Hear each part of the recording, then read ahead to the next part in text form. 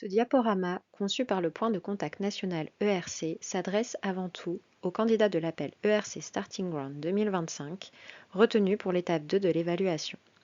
Pendant cette présentation, nous commencerons par vous parler des mécanismes d'évaluation de cette dernière étape et des enjeux de l'audition. La deuxième partie de la présentation vous présentera les conseils de préparation. À noter, le webinaire du 4 avril sera axé sur des retours d'expérience d'un membre de panel et de lauréats et laissera une large place aux questions. Pensez à vous inscrire à partir de la page web où se trouve cet enregistrement.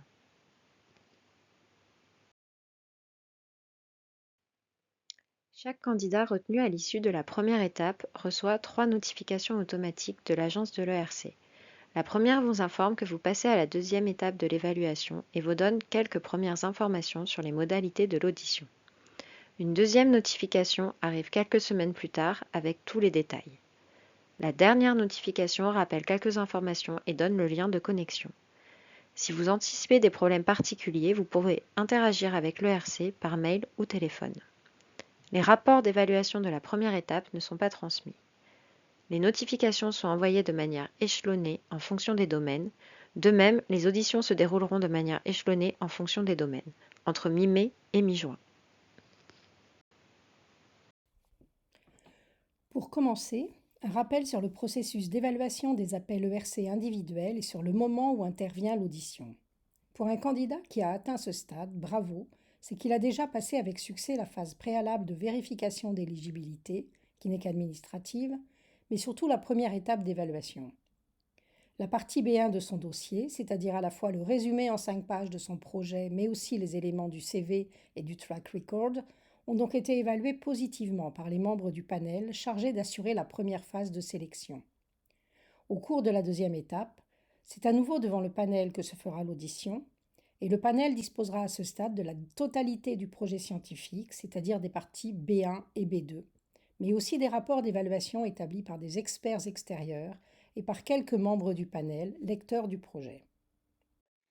Comme à l'étape 1, le panel joue donc un rôle central dans la sélection et il est donc important de rappeler ici ce que recouvre cette notion. Lors de la soumission d'un projet ERC, le terme de panel fait référence aux 28 secteurs thématiques définis par l'ERC, parmi l'ensemble des domaines scientifiques. En cours d'évaluation, il s'agit plutôt des 28 comités associés à ces domaines et chargés de la sélection des projets. Chacun de ces comités est constitué d'environ 16 à 18 membres, dont un président de panel. Tous ces membres sont des scientifiques. Chaque panel est reconduit tous les 2 ans à hauteur des 2/3 et la liste des panels est publiée une fois l'appel terminé. Pour un candidat invité à l'audition, il est donc possible et souvent très utile d'analyser en amont la composition du jury qui se trouvera face à lui.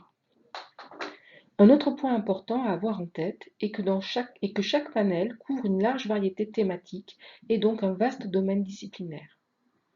Les compétences au sein d'un panel ne sont donc pas exhaustives et il se peut qu'aucun membre ne soit spécialiste de votre domaine spécifique.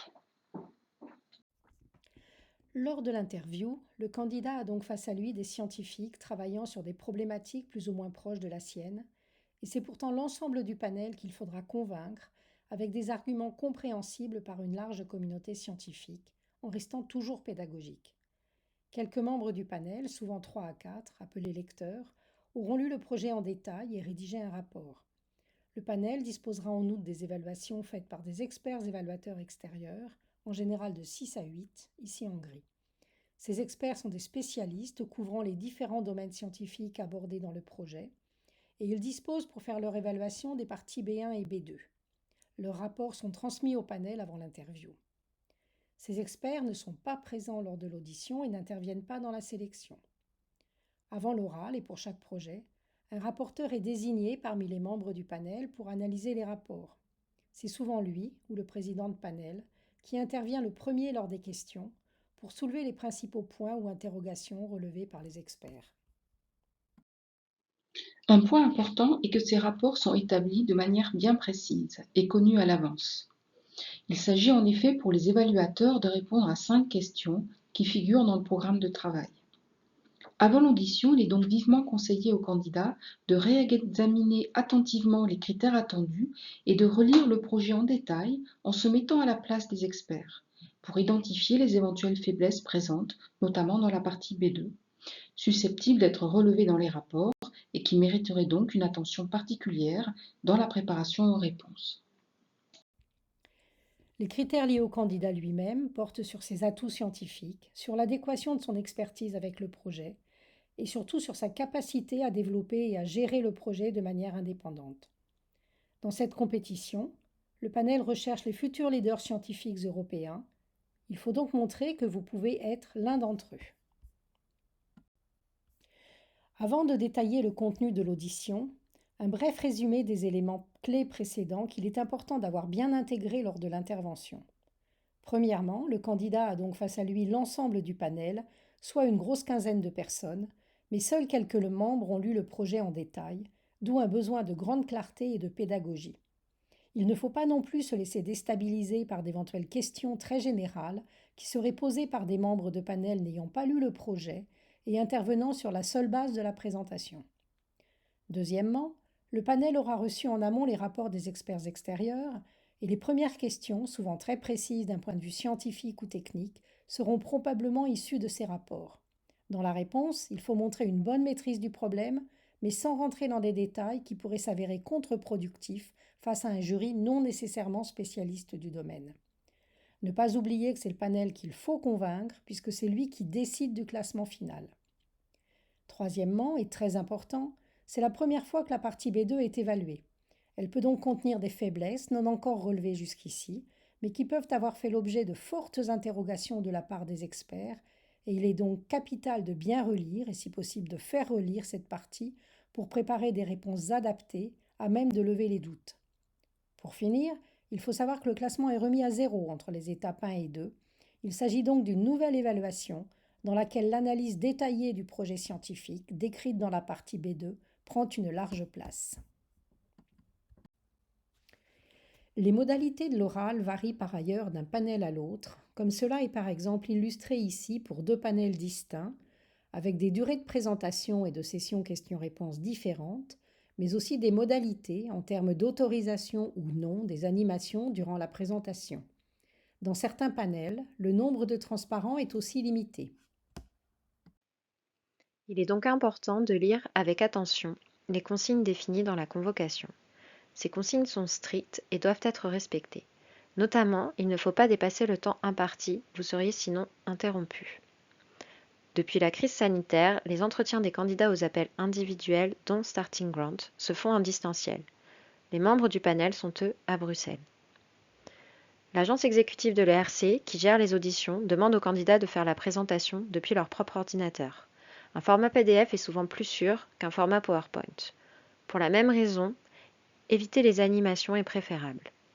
Il faut d'ailleurs prévoir une version PDF de la présentation au cas où vous rencontriez des difficultés techniques le jour de l'interview. Vu l'enjeu, cela mérite de se préparer sans hésiter à se faire aider et de répéter.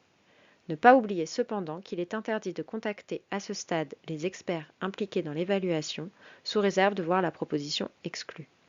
Cela est clairement indiqué dans les convocations. L'idéal est de s'entraîner dans des conditions les plus proches possibles de celles de l'audition, et ce, à la fois devant des spécialistes, qui pourront mettre le doigt sur d'éventuels écueils scientifiques sur lesquels travailler avant l'oral, mais aussi devant des non-spécialistes, représentatifs des membres de panel, ayant donc des compétences complémentaires sur une large palette. Le challenge est donc de démontrer la qualité scientifique du projet et votre capacité à le porter, tout en sachant convaincre un large public de son intérêt. D'un point de vue technique, et dans la mesure où l'intervention a lieu en distanciel, il est impératif de se placer dans les meilleures conditions possibles, ce qui implique d'utiliser un outil informatique fiable, de bien tester au préalable son micro, de s'entraîner à parler en regardant la caméra et de s'assurer de la stabilité de la connexion Internet utilisée. Un travers fréquent à éviter en distanciel est d'être tenté de lire son texte, ce qui n'est jamais bon car cela enlève de la spontanéité. Pour préparer les candidats, de nombreuses institutions d'accueil proposent dorénavant des oraux blancs. N'hésitez pas à les contacter si vous ne l'avez pas encore fait. Quelques conseils de bon sens maintenant relatifs à l'exposé oral. L'idéal est de raconter une histoire avec pédagogie et de manière à maintenir l'attention de l'ensemble de l'auditoire du début à la fin.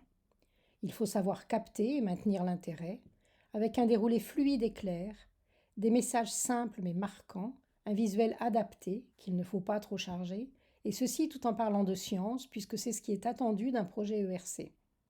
Une clé de la réussite est de savoir faire passer son enthousiasme et sa passion sur des bases qui doivent toujours rester solides scientifiquement et bien argumentées. Être invité à l'audition est une véritable opportunité pour défendre son projet dans un dialogue avec des pairs, à savoir les membres du panel qui sont eux aussi des scientifiques. Utilisez aussi l'exposé pour montrer que vous portez le projet avec sérieux, sur la base de compétences scientifiques solides et avec toute la conscience du financement conséquent qui est à la clé. Ne pas se perdre dans des détails inutiles, mais aller au contraire à l'essentiel, de manière posée, pour tenir confortablement dans le temps imparti, tout en étant en mesure d'aborder les principaux éléments clés du projet. Parler avec calme et distinctement, et ne pas oublier que ce n'est pas la maîtrise de la langue anglaise qui est jugée, mais bien la qualité du projet. Tout l'enjeu est de satisfaire le panel, qui ne demande qu'à vous suivre, en étant captivé par ce qui vous fait rêver, dans un contexte où la science est placée au centre. Listons maintenant de manière plus précise les informations qu'il est bon de faire figurer dans l'exposé. Il s'agit ici de conseils, mais chaque projet est particulier et chaque candidat est donc le seul maître de sa présentation et doit l'adapter selon son propre ressenti et les messages clés à faire passer. Dans tous les cas, la question centrale du projet doit arriver assez rapidement pour capter l'attention de l'auditoire. La placer dans le contexte actuel et dire pourquoi elle est importante et nouvelle. Introduire ensuite la stratégie envisagée et dire en quoi elle est particulièrement prometteuse en termes de rupture et d'avancée scientifique, ainsi qu'en retombée dans le domaine visé. Ne pas limiter son discours à la sphère française, mais bien se positionner à un niveau global, c'est-à-dire le plus souvent international. En tant que candidat, vous croyez à votre projet, il vous fait rêver. Faites donc en sorte de transmettre ce rêve aux membres du panel. Faites-le cependant en étant convaincant et donc précis, structuré et solide sur les voies méthodologiques qui seront mises en œuvre pour atteindre votre objectif. Il faut notamment démontrer la faisabilité, aborder la question des risques et de leur gestion, mentionner les innovations techniques s'il y en a, et être clair sur les attendus concrets visés en fin de projet. Même s'ils peuvent être brièvement évoqués au cours du déroulé, il n'est pas utile de s'attarder sur les aspects humains et budgétaires. Quelques rappels sur les éléments de CV sont bien sûr aussi utiles, mais ils doivent être brefs pour garder toute la place nécessaire au projet lui-même, qui est l'élément le plus important à ce stade. N'oubliez pas que vous avez passé l'étape 1, votre parcours a donc déjà été bien jugé, et si les évaluateurs souhaitent plus de détails, ils ont tous accès aux documents écrits et donc à votre CV détaillé. L'enjeu, au moment de l'exposer, est plutôt de montrer que vous êtes un vrai scientifique, que vous maîtrisez ce que vous êtes en train de proposer et que vous êtes autonome. En d'autres termes, démontrer que ce projet est vraiment le vôtre et que vous avez toutes les compétences pour le mener à bien. Vient ensuite la phase de questions-réponses qu'il faut aborder comme une discussion entre scientifiques, c'est-à-dire entre vous, candidats, et les membres de panel. Gardez en tête que le panel, en vous ayant sélectionné pour l'étape 2, est a priori en votre faveur, intéressé par votre dossier, et il ne demande maintenant qu'à être convaincu par vos apports lors de cet échange. Ne pas oublier que certains panélistes sont éventuellement moins concernés que d'autres par la thématique de votre projet, donc ne pas se laisser déstabiliser par des membres qui pourraient éventuellement paraître moins attentifs. Comme cela a déjà été dit, les premières questions posées par le rapporteur ou le président de panel aborderont les interrogations scientifiques les plus pointues tirées des rapports des experts évaluateurs extérieurs. Lors des réponses, ne pas oublier que vous vous adressez à l'ensemble de l'auditoire. Certaines questions peuvent être assez inattendues. Restez toujours serein, en ayant bien en tête que vos interlocuteurs ne sont pas tous spécialistes de votre domaine ou qu'ils peuvent avoir mal compris une réponse précédente. Même si certains insistent, Évitez toute agressivité, n'interprétez pas certaines réactions de manière erronée, vous pourriez vous tromper, et répondez avec honnêteté, comme un scientifique connaissant bien son domaine, mais ayant le droit d'être moins pointu sur d'autres aspects. À nouveau, abordez vraiment cette phase de l'audition non pas comme un tribunal, mais plutôt comme un véritable échange scientifique entre pairs.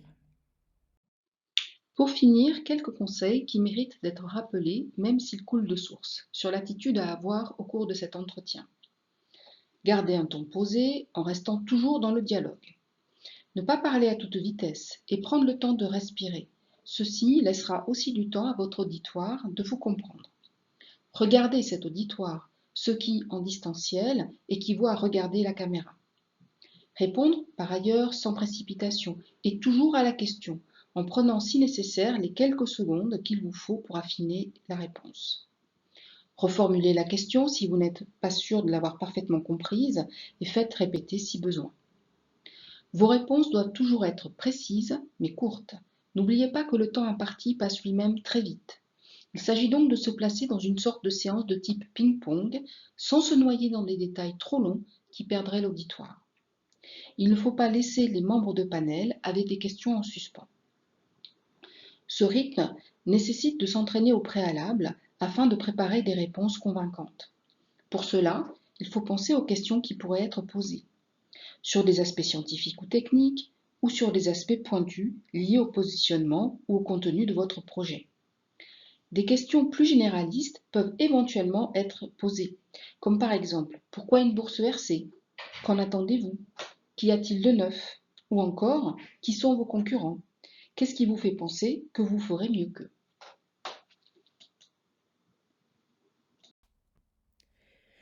L'oral permet au panel de mieux connaître le candidat et il est de ce fait extrêmement important. Il peut totalement modifier le classement envisagé par le panel à l'issue de l'étape 1. La façon dont se passe l'oral ne présage en rien du résultat final et tous les cas de figure peuvent exister, comme le montrent les témoignages passés, avec aussi bien des candidats sortis effondrés mais qui sont lauréats, ou à l'inverse des candidats très optimistes mais non couronnés de succès. Souvent, l'accès à un succès ERC se fait sur plusieurs années, et si vous en êtes déjà arrivé là, c'est un signal fort pour l'avenir. Avant de conclure, une donnée a priori motivante pour tous ceux qui passent l'audition, à savoir la valeur des taux de succès moyens aux différentes étapes de l'appel ERC Starting sous Horizon Europe. En ayant atteint l'oral, vous faites partie du tiers des candidats retenus à l'étape 1, ici en bleu. Dans cette nouvelle phase de l'évaluation qu'est l'étape 2, vous avez maintenant presque une chance sur deux d'être lauréat, comme le montre la courbe en orange. Ces deux taux successifs aboutissent au taux moyen de succès global, ici en jaune, d'environ 14 à 15% sur les 2 dernières années sur ce type d'appel. Pour conclure, si vous vous posez encore des questions ou avez besoin d'informations additionnelles, n'hésitez pas à consulter notre site internet ou à nous contacter via notre adresse générique. Nous sommes également disponibles tous les mardis de 13h30 à 14h30 pour échanger en visio avec vous et répondre à vos questions. Le lien est disponible sur notre site web, page PCN à votre écoute. Toute l'équipe du PCN ERC vous souhaite une bonne préparation à l'audition.